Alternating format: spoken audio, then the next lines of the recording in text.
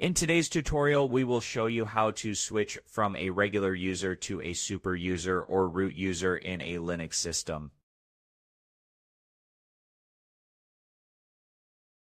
Whether you are maintaining servers or just trying out Linux for the first time, knowing how to gain administrative access is crucial. If you don't know your root password, you can reset it by running the following command.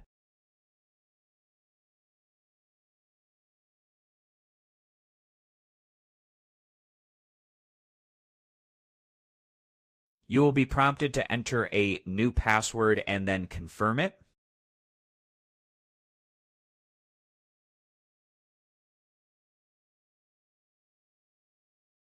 Once that's done, you can log in as root using the following command.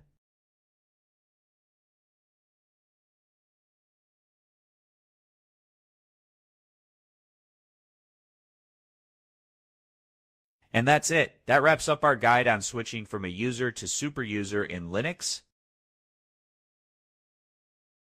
We hope you found this tutorial helpful. For more Linux tips, troubleshooting guides, and programming how to such, don't forget to like and subscribe to Delft Stack.